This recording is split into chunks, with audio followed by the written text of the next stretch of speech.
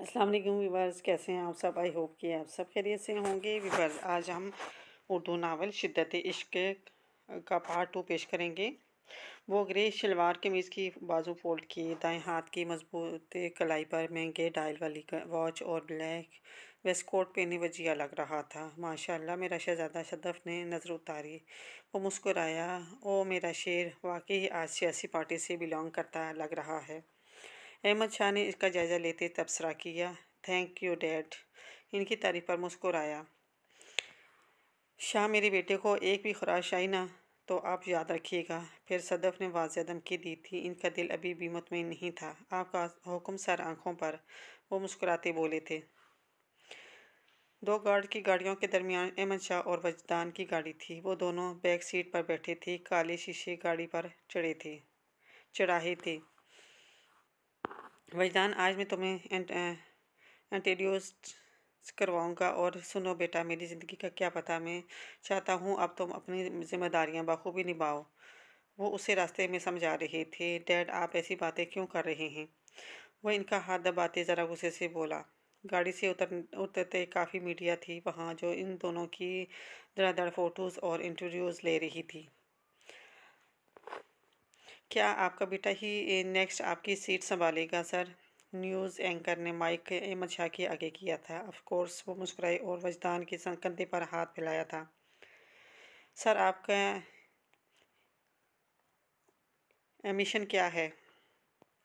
अभी तक तो कुछ खास नहीं, वो मुस्कुराया। फजूल के सवाल पर जिसने लाइफ में कभी कोई एम सेट ही नहीं किया था, इसके दिमाग में क्या चलता था कोई नहीं जान सकता था। आपकी कोई मंजिल नहीं है मिस्टर वजदान शाह? वो मजाक उड़ाने वाले अंदाज से बोली थी। मंजिल पाने के लिए रास्ते बनाने पड़ते हैं। वो घर तक खुद बहुत चलकर तो आने से रही। जब मैं इस फील्ड में आऊँगा तो मंजिल भी बना लूँगा मिस।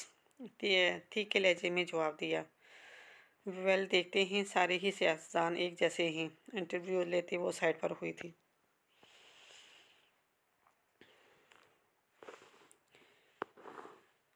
वो काफ़ी मुँह फट थी शायद। तुम वही हो ना, सिग्नल तोड़कर 100 रुपये की रिश्वत देने वाले? वो कदरे साइड पर फ़ोन में बिजी था जब वो थोड़ी देर पहले इसका इंटरव्यू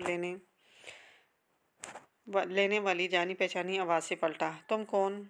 वो जान के अनजान बना था। हालांकि एक बार देखा बंदा कभी भी इसके जहन से नहीं निकला था। Get ready ready mister Wajdan Shah. सियासत में कदम रखते ही तुम्हारी हर एक्टिविटी पर नज़र रखते। जीना आराम ना किया तो कहना।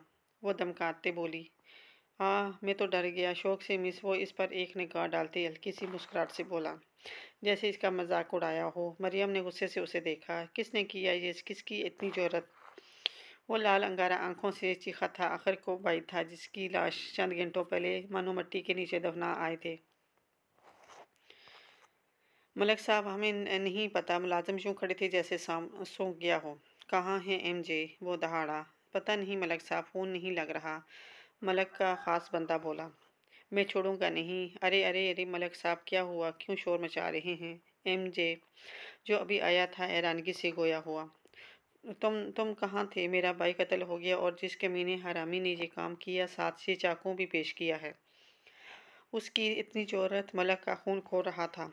ओ, बहुत बुरा हुआ। अफसोस है मुझे मलक साहब। वो अफसोस करते बोला। तुम्हारे अफसोस का अचार नहीं डालना। ढूंढो उसे जो हमारे ख़ानदान तक पहुँच चुका है। वो फिर से चीखा।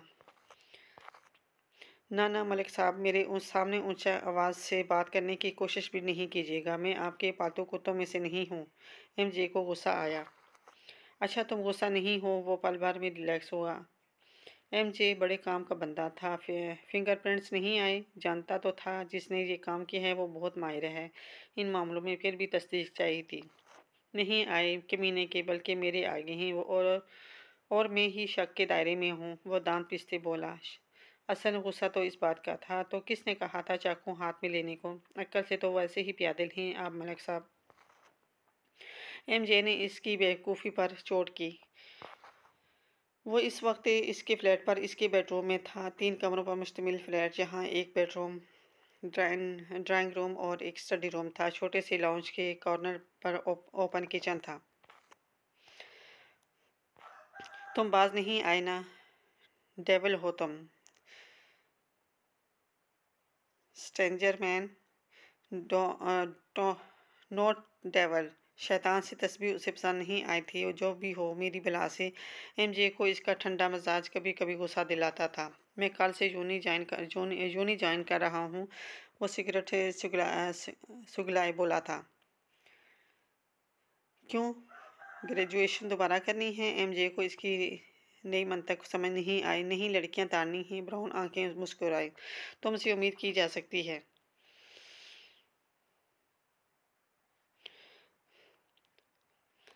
Fun time is over, now come to the point. लम्हे में वो संजीदा हुआ था।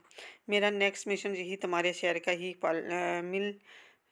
ही मिल चुका है, जिसको लेकर मैं सीरियस हूँ। वहाँ के इन स्टूडेंट को पकड़ना है जो ड्रग्स डीलिंग और डार्क वेब में इन्वॉल्व हैं।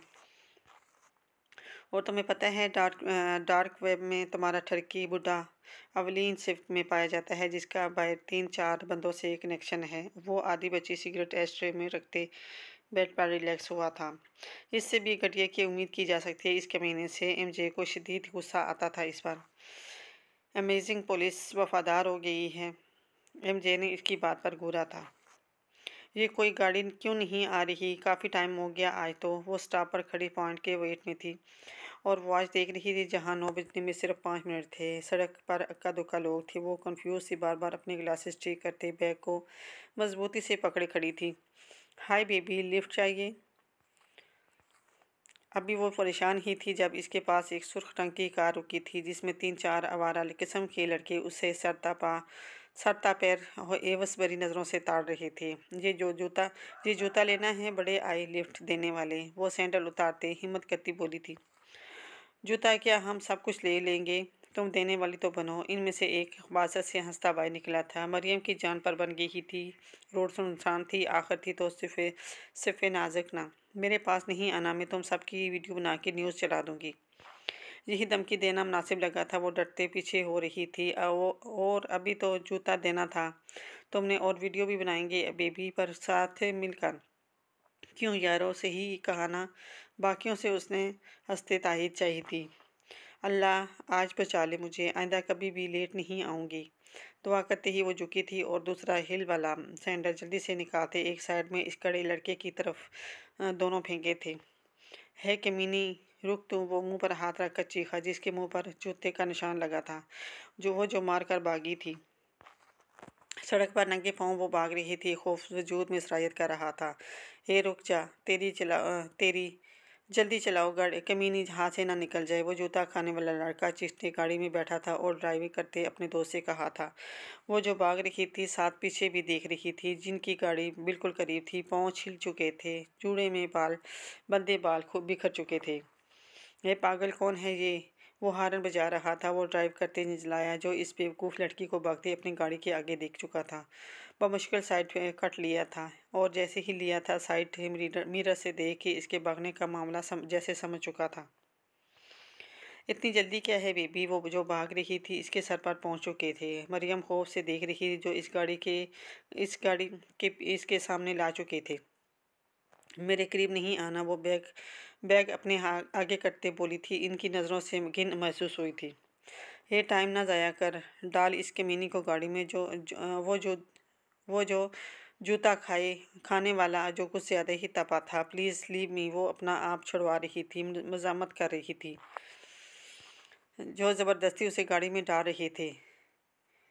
छोड़ लड़की को, तेज़ आवाज़ से वो लड़का पलटा था। है ज़्यादा हीरोगिरी दिखाने की ज़रूरत नहीं है। अगर इतनी हमदर्दी जाग रही है तुझे भी, ऑफर है, आजा मज़ा कर। वो लड़का अपने सामने खड़े शख्स को देखते आंख मारते बोला था। मरियम का दिल चाह रहा था इस पे बेहुदा बकवास पर ज़मीन फटे और इसमें समा जाए। जब नज़रें उठा के सामने मौजूद शख्स को देखा था तो थोड़ा सुकून महसूस हुआ था। ओके, पर पहले मेरी बारी। हाँ, इसकी बात पर इसके औसाखता हो चुके थे, जो थोड़ी अच्छे की उम्मीद रख रही थी। तुझे ऑफ़र दी है, फैलने को नहीं कहा। जूता खाने वाले को बुरा लगा था। ये लड़की मुझे ही चाहिए, पर तुम लोगों को एक और ऑफ़र दूँ? 3 तक गिनता हूँ, लड़की मेरे हवाले कर दो, वरना आई प्रॉमिस डॉक्टर को अपना दर्द दिखाने के काबिल भी नहीं रहोगे। मिस्टर पुलिसमैन, तुम इस हद तक घटिया होगे मैं सोच भी नहीं सकती। हाँ, बल्कि जो इंसान 100 रुपये की रिश्वत ले सकता है, इससे किसी भी की तरह की उम्मीद की जा सकती है। मुझे लगा था तुम मुझे बचाने आए हो, पर तुम तो मरियम को अपनी बेबसी पर रोना आया था, जिसके मुताबिक वो 5 दरिंदों में फंसी थी। हो गया तुम्हारा ड्रामा, चलो अब मुंह बंद रखो। और तुम लोग छोड़ रही हो या नहीं? मरियम से बात करके वो फिर इनसे मुखातिब हुआ था। नहीं, ए चल, इसकी बकवास छोड़, तुम गाड़ी में डाल। अब की बार वो दूसरा लड़का बोला था। Okay fine. वो अपनी ब्लैक जैकेट से कुछ निकाल रहा था, वो जो गाड़ी में डाल रहा था। चीखा। गोली की आवाज़ गूंजी थी जो डायरेक्ट उसे उसे गाड़ी में डालते लड़के की बाजू पर लगी। वो चीखा था और इसके साथ हाथ पर गिरफ्तें छूटी थी और इसके हाथ से खून बहना शुरू हो गया था। सो क्या ख्याल है अब तुम लोगों का? वो हंसते दोबारा गन लोड कर रहा था। हे बैठ जल्दी गाड़ी में, इसके पास गन है, वो पागल मार देगा। तो तकलीफ से चीखते लड़के को अंदर खींचा था। इससे पहले कि वो चिल्लाता वो फरार हुए थे। शायद ये आदि मुजरिम नहीं थे। प्लीज़ पुलिसमैन, मेरे करीब नहीं आना, वो रोते बोली थी जो सिकुड़ी सिमटी सड़क पर बैठी थी। वो जो इसकी हेल्प को बढ़ रहा था, कदम रुके थे। वो पहले के मुकाबले काफ़ी डरपोक लगी थी। रिलैक्स, कानून मुहाफिज है, लुटेरा नहीं। और उठो अब। मुराद करीब गया था और उसे ज़मीन से उठने को कहा। क्या कर रही थी इतनी रात को? इससे को उठते देख पूछा, जो नज़रें झुकाई थी। इसका हुलिया देख गुस्सा आया। जो जीन्स शर्ट में दुपट्टे से के बगैर थी, बिखरे बाल, ग्लासेस के नीचे सुर्ख आंखें, गुलाबी ओंठ, लंबी हाइट, साफ से रंगत, बगैर जूते के वो अपने फिट फिगर से किसी को भी अट्रैक्ट कर सकती थी। मुराद ने नज़रें चुराई थी। लेट फ्री हुई थी, वापस घर जा रही थी। वो रोते बोली, अच्छी लड़कियां घर से निकलते दुपट्टा लेती हैं। इसकी बात सुनकर मरियम ने शर्म से नज़रें झुकाई और अपनी वाइट टी शर्ट पर पहनी एक ब्लैक चेक वाली शर्ट के बटन बंद किए थे। अच्छा आओ मैं छोड़ दूँ, इसकी शर्मिंदगी देखते बाल बदली। वो चलते हुए गाड़ी तक पहुंच चुके थे।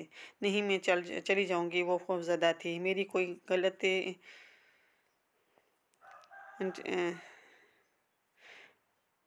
यहाँ इस टाइम सेव नहीं है, बाकी मर्जी तुम्हारी। ऑफर करते वो गाड़ी में बैठ चुका था। वो वैसे ही खड़ी थी। मिस एंकर, बैठ चाहिए तो मेरी वीडियो बना लीजिएगा। मुराद ने मुस्कुराहट दबाते शीशे से बाहर झांकते कहा था। मरियम इसकी बात से आंसू साफ करते मुस्कुराई थी और फ्रंट डोर खोलते वो गाड़ी में बैठ चुकी थी। तुम्हें यही जॉब मिली थी करने को, और भी बहुत सी अपॉर्चुनिटीज़ हैं लड़कियों के लिए, ये मुनासिब नहीं है। मुराद ने कुछ टाइम बाद उसे खामोश देखते नसीहत की। आपने हेल्प की शुक्रिया, पर मुझे ज़्यादा फ्री होने वाले लोग पसंद नहीं। बराए मेहरबानी चुप कर जाएं और गाड़ी चलाएं। मरियम का बिल्कुल भी मूड नहीं था बोलने का। अब वो बचाकर इसकी जॉब को टारगेट करेगा। वाह, उतरो। वो गाड़ी रोकते बोला।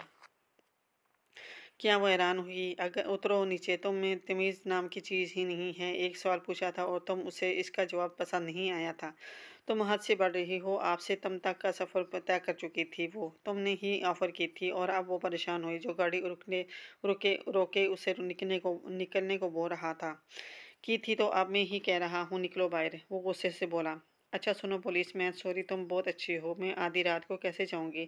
प्लीज़, तुम तो मुहाफिज हो। बस से मुझे मेरी जॉब के हवाले से टॉन्ट करने वाले लोग पसंद नहीं हैं। शोखा, कमीना, बदतमीज, सारे लकब दिल में देते वो मासूमियत के रिकॉर्ड तोड़ रही थी। मुराद ने गुस्सा पीते गाड़ी स्टार्ट की थी। मलिक साहब, इलेक्शन करीब हैं। आपके भाई की मौत आपके लिए फ़ायदा मंद हो सकती है अगर आप लोगों से हमदर्दी बटोरें। मलक का बंदा उसे समझा रहा था। मतलब ये कि आप लोगों के सामने रोएं, आवाम से रोटी का वादा करें, कुछ थोड़ा बहुत अपने इलाके का काम करें। सारे वोट आपकी तरफ। आवाम को पागल बनाना कोई मुश्किल काम न है। वो मशवरे दे रहा था। हाँ से ही कहा, ये शौक छोड़कर मुझे अब खुद बाहर निकलना पड़ेगा। मलक साहब आपसे अहमद शाह और इनका बेटा मिलने आए हैं, मलक के मुलाजिम ने बताया। अहमद शाह, वो हैरान हुआ। मलक के ड्राइंग रूम में वो आमने सामने सोफे पर बैठे थे। सियासत की बातें एक तरफ पर हमें बहुत अफसोस हुआ आपके भाई का मलक रहमान साहब में अहमद शाह ने अफसोस का इजहार किया। वजदान इन सब में खामोश बैठा था, उसे कोई इंटरेस्ट नहीं था अफसोस करने में। अहमद शाह अपने साथ साथ ज़बरदस्ती अफसोस करने के लिए लाए थे, आखिर वो दुनियादारी भी तो निभानी थी। तो मेरे ज़ख्मों पर नमक छिड़कने आए हो। मलक और ही रंग दे गया था। बाखुदा अफसोस करने आया हूँ, अल्लाह मरहूम को जन्नत नसीब करे। अहमद शाह खुद को नॉर्मल रखते अफसोस भरे लहजे में बोले। डैड क्यों मलिक साहब को झूठी तसल्लियाँ दे रहे हैं, जैसे इसके कारनामे थे उससे दोजख नसीब हो यही बड़ी बात है। वजदान जो तब का चुप था, आज बाद में हिस्सा ले लिया था, इसके कारनामों से अच्छे से वाकिफ था। वो ही नहीं बल्कि सब इस शहर के कई लोग तो इसकी मौत पर लाजमी खुश हुए होंगे। अहमद शाह ने उसे खामोश रहने के लिए आंखें दिखाई थी। अपने बेटे को बड़ों से बात करने की तमीज़ भी सिखा दो अहमद शाह। मलक को काफ़ी गुस्सा आया। डैड, मलक साहब इस काबिल नहीं हैं इनके साथ अफसोस किया जाए। बाहर आ जाए, मैं आपका वेट कर रहा हूँ। वजदान बोलते ही उठा था। मज़ीद वो इसकी शक्ल नहीं देखना चाहता था। अच्छा मलक साहब, अल्लाह आपको सब्र दे, वो बोलते ही उठे थे। बहुत ज़्यादा ज़ुबान दराज है आपका इसका बेटा, कुछ करना पड़ेगा। मलक गुस्से से बोला, तुम 2 मिनट चुप नहीं कर सकते थे वजदान, ये सब अच्छा नहीं होता। अहमद शाह गाड़ी में बैठते इस पर भड़के थे। प्लीज़ डैड, मुझे ना तो इस मलक में इंटरेस्ट है और ना ही इससे अफसोस में, और आप भी रिलैक्स करें। देखा नहीं था कितना कमीना है वो। हम हम हम अफसोस करने के उल्टा इसके नखरे ही ख़त्म नहीं हो रहे थे। वजदान ने लापरवाही से गाड़ी से टेक लगाते कहा। वो लाउंज में बैठी फ़ोन पर कुछ देखते रुकी थी और सदफ की तरफ मुतवज्जो हुई। मामा मैं मामा मैं ना न्यू हेयर कट लेना चाहती हूँ। वो इनके हाथ पकड़ते मस्के लगाते बोली। ये कटिंग कहाँ से याद आ गई, इतने प्यारे तो हैं मेरी जान के बाल। वैसे भी इतने लंबे भी नहीं हैं, फिर क्यों कटवाने। वो इसके ब्राउन सिल्की कंधों से थोड़े नीचे आते बाल देखते बोली। बिकॉज यूनी में सबकी कटिंग है मामा, मुझे कटवाने हैं प्लीज़। ओके कटवा लो, वो हार मानते बोली। वानी आपी, आप चलेंगी मेरे साथ सिलोन। वो अब वानिया के सर पर सवार थी। किधर जाने की तैयारी है। अल्लाह इनका आना ज़रूरी था। वो लॉन्च में अपने सामने बर्जमान होते शख्स को देख बदमज़ा हुई, जो इसके मुताबिक इसकी हर चीज़ का दुश्मन था। हेयर कट लेना है आपकी बीवी ने, वानी ने हंसते बताया, और लमीज़ ने घूरा। ओ रूम में स्वी- आओ रूम में स्वीट हार्ट, तुम्हारे हेयर कट में खुद करूँगा। सोफे से टेक लगाते जितने आराम से वो बोला था, इसका तेज़ बखूबी समझ गई थी। मुझे लेना है मामा, उसे इग्नोर करते वो रोहन सी होते फिर सदफ से बोलती। वजदान लेने दो। सदफ ने इसका साथ दिया। हेयर कट तो ले आए, मगर फिर आपकी बहू की टांगों की मैं कोई गारंटी नहीं देता। साथ लहजे में उसे धमकाते वो चला गया। ले लिया मेरे बेबी ने हेयर कट, वानिया ने हंसते तंग किया। चुप करे वानिया आपी, मामा एक नंबर का बदतमीज़ है आपका बेटा, वो गुस्से से बोली। बुरी बात, शोर है। वो मुस्कुराते उसे साथ लगाए बोल दी। यही तो सबसे बड़ा दुख है मामा, लमीज़ ने दांत पीसे, जबकि वानिया और सदफ ने क्या लगाया। आपने वादा किया था कि मुझे टिकट दिलवाएंगे मलक साहब, वो नानियत से बोली थी। कौन हो तुम। मलक अजली लापरवाही से बोला। रूम नंबर 113 भूल गए आप। वो लड़की सदमे में थी जो अपना सब कुछ इस पर नशावर कर चुकी थी। एमजे ने अफसोस से देखा था। ये कैसी लड़कियां होती हैं जो वह दौलत और शोहरत के चक्कर में इज्जत तक गंवा दे बैठती हैं। तुम पर तरस खाऊं या अफसोस करूं, समझ नहीं आ रही। मलक के निकलने के बाद वो इससे रोती लड़की से मुखातिब हुआ था। ये मलक तुम्हें क्या टिकट दिलवाएगा, जिसको अपनी नफसियाती ख्वाहिशात से ही फुर्सत नहीं मिलती, जबकि वो शर्मिंदगी की गहराइयों में थी। मलक साहब, एक बात आपसे कहूँ, ये एमजे मुझे मशकूक बंदा लगता है। ये आपका कोई काम नहीं करेगा, सिर्फ आपको तरखाता है। ये कोई ख़ास चेला था ये मलक का जिसे एमजे से प्रॉब्लम थी। मुझे भी कुछ यूँ ही लग रहा है। खैर, तुम्हें क्या काम कहा था। जी, आप सुनकर खुश हो जाएंगे, वो पुरजोश सा बोला। तो बोलो क्या पता चला। वो जो वजदान शाह के बारे में कुछ ख़ास तो नहीं पता चला कि वो क्या करता है, किधर जाता है। हाँ, अपने बाप की कंपनी को देखता है, पर अलबत्ता इतना पता चला है कि इसका निकाह हो चुका है, जो बहुत कम लोगों के इल्म में है। और इसकी बीवी वल्लाह क्या बताऊँ आपको, बल्कि अब आपको इसकी डायरेक्ट तस्वीर ही दिखाऊंगा। इसके लहजे में इसकी तारीफ़ करते एवज़ की साफ शनासाई थी। वो तो मिलना पड़ेगा विजदान शाह की बीवी से, ताकि सीट भी छोड़ दे और थोड़ी तमीज़ भी सीख जाए। तुम नज़र रखो इस पर। मलक ने मुस्कुराते अपनी कल्फ लगी मूछ को तोड़ दिया था, जबकि इस तरह करते वो ज़हर लग रहा था। तुम कब तक ये सब सीक्रेट रखोगे? एमजे परेशान था। अभी नहीं, बिल्कुल भी नहीं। मेल चेक करते कहा। वाज़ेदार वार्निंग थी। वो फ़ोल्डर चेक कर रहा था जब एक यकदम रुका। ये तुम्हारे पास कैसे? चेहरे के नक्शे खतरनाक हद तक बिगड़े थे। वो एमजे का लैपटॉप यूज़ करते हुए कुछ कर रहा था, जब एक पिक्चर के नक्शे वो गौर कर रहा था।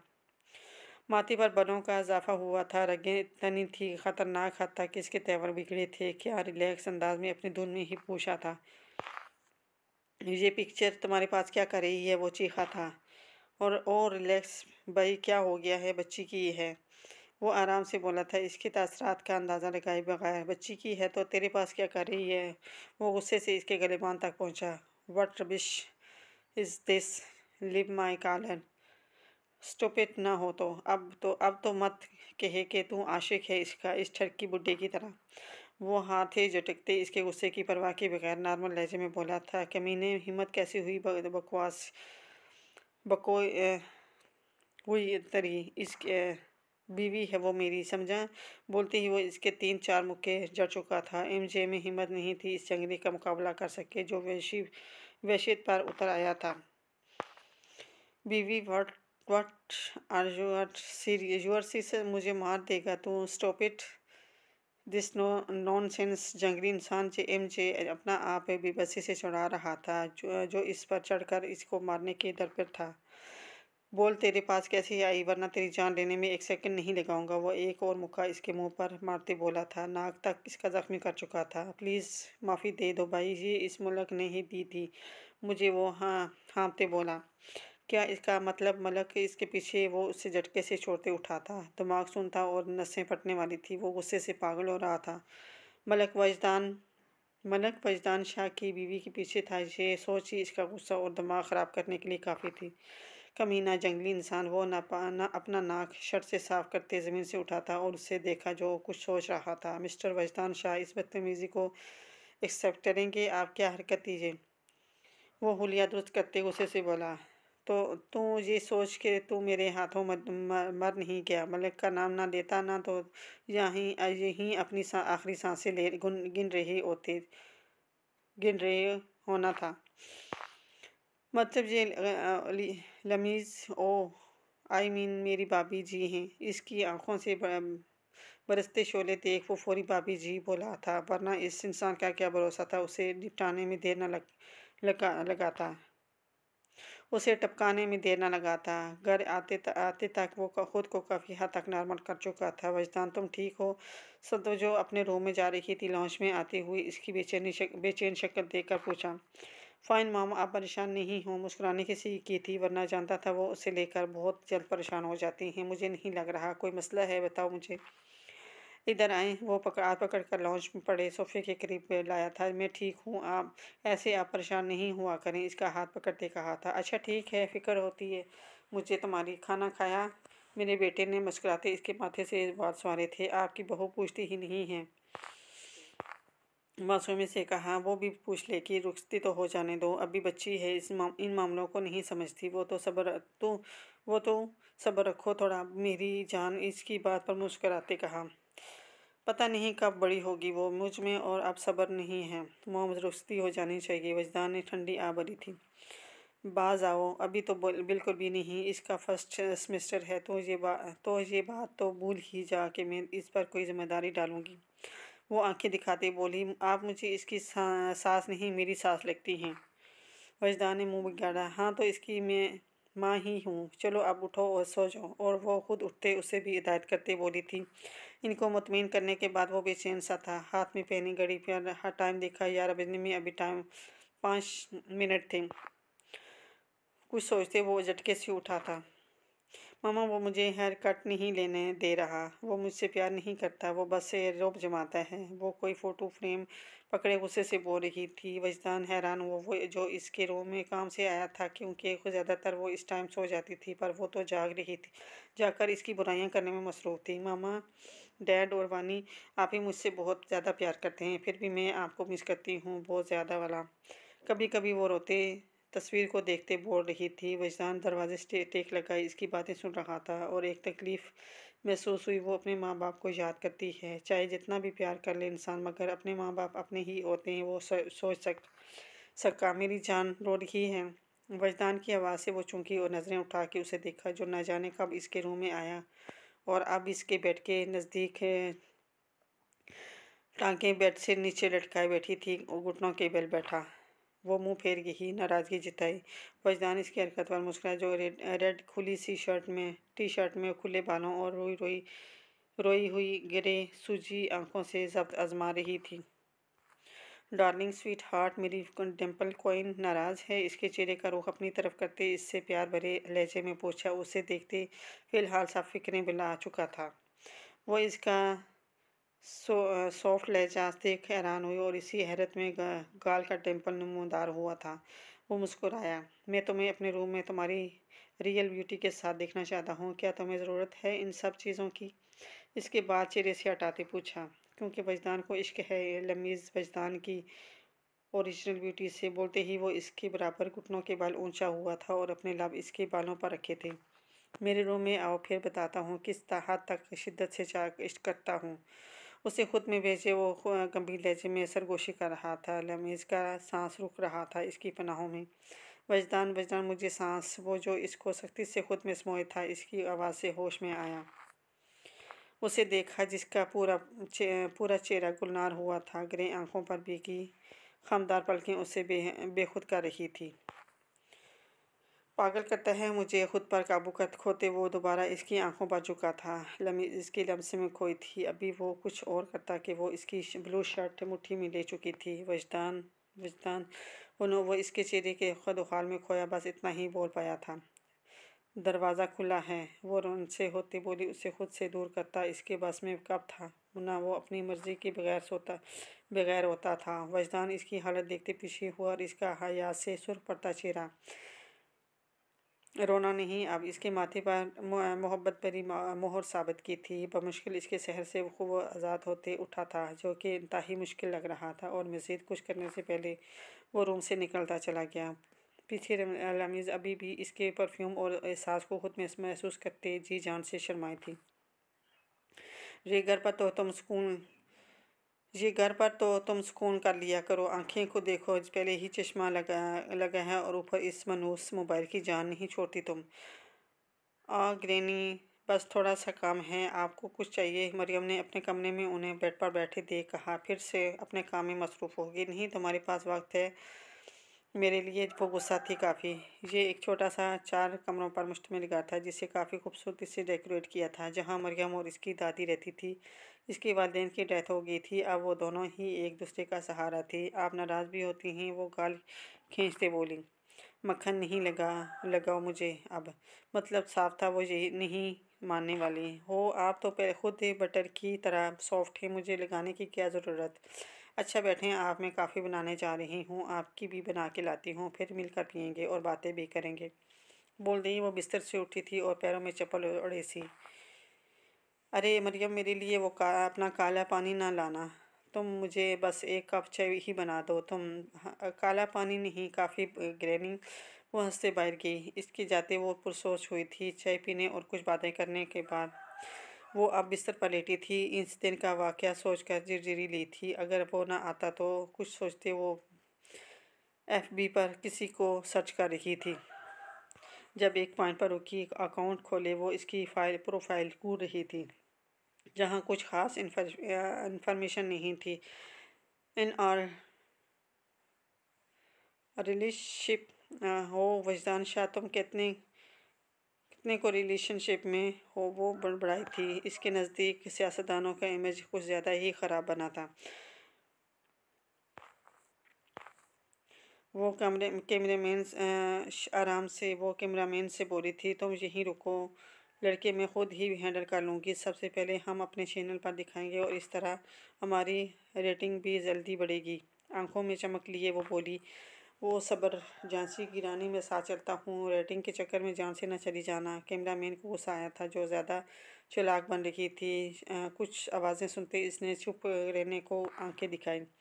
जी सर, ये स्टॉक तैयार है, मेडिकल लैब वाले भी साथ हैं, आप फिक्र ना करें। नहीं कोई नहीं, वो भी साथ मिले हैं। वो जो कोई भी था फ़ोन पर मगन अंदाज में बता रहा था। आउच। जब आगे बढ़ते वो एक बारी रूल कंप्रेशन से रूम कंप्रेशर से टकराई थी। फ़ोन करने वाला बंदा ठटका था। हे देख, वहाँ कौन है, जाने ना पाए वो अपने बंदे से बोला।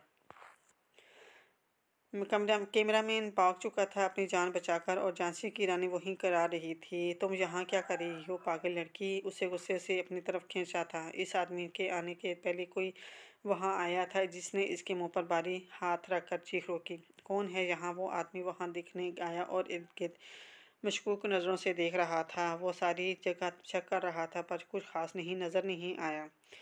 वो छुड़ाते आवाज़ें निकाल रही थी। इसके नाखून माते हाथ भी अपने एक हाथ के कब्जे में लिए हुए मुंह बंद रखो, वो आंखें दिखाते आहिस्ता आवाज़ से कराया। इस शख्स के जाने के बाद इसने हाथ उठाया और इस बेवकूफ़ को देखा। ये क्या बदतमीज़ी है, हाथ उठाओ। सुनाई नहीं तुम्हें छोड़ो। गुस्से से इसने के हाथ अपनी कमर से हटाए थे। तुम्हें पता भी है ये किस जगह खड़ी हो, क्या होता है यहाँ? एक सेकंड में तुम्हारे साथ क्या हो सकता है जानती भी हो। कमर से हाथ हटाते वो उसे दीवार से लगा चुका था और खौफजदा करना चाहा।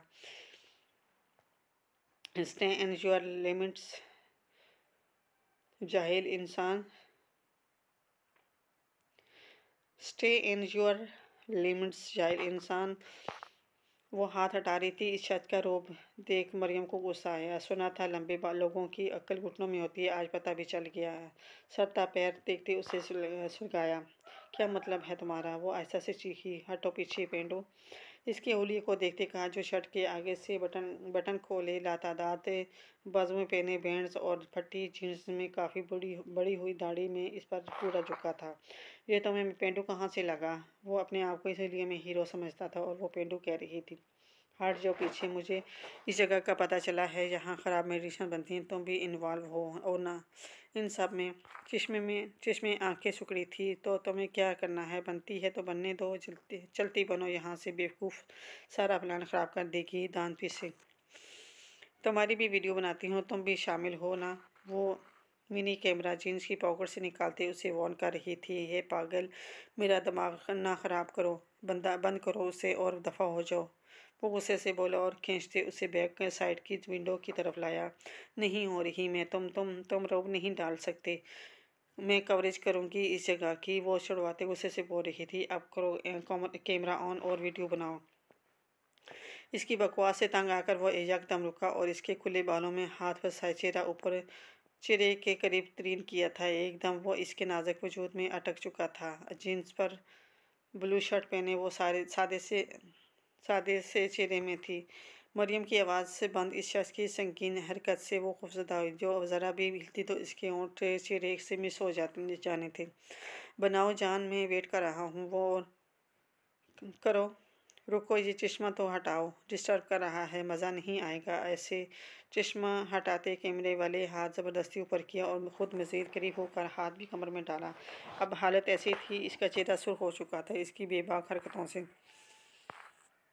देखो दूर रहो, मैं वो बेबस हुई थी इसकी कुर्बत में, जो पूरी तरह से उसे अपने कब्ज़े में कर चुका था। वो चाहती भी नहीं इसकी मजबूत गिरफ्त से ख़ुद को छुड़वा पा रही थी। क्या मैं बनाओ ना जल्दी, फिर यूट्यूब पर अपलोड करेंगे, देखना कितने ज़्यादा लोग हमारा चैनल और वीडियोज़ लाइक और सब्सक्राइब करेंगे। चलो मैं ही बना शुरू होता हूँ। अभी वो करीब होता कि इसकी शर्ट को कॉलर से पकड़ते वो दूर कर रही थी। देखो, दूर दूर रहो मुझसे पेंडो तुम। अच्छा रिपोर्टर साहिबा, अगर मैं दूर रहा तो फिर वीडियो कैसे अच्छी बनेगी? मेहनत तो करनी पड़ेगी ना। इसकी आंखों के खौफ ने मिज़ा दिया। वो नहीं बनानी मुझे कोई भी वीडियो, बस प्लीज़ दूर रहो, दूर हो जाओ। छोड़ो एक बार पेंडो, तेरा क्या हश करती मैं। दिल में वो सोच रही थी, क्यों मिस रिपोर्टर डरती भी हैं? अभी तो वीडियो बनानी थी, वो उससे छोड़ते दूर हुआ था। यू पेंडो। अभी वो कुछ करती कि सायरन की आवाज़ आई।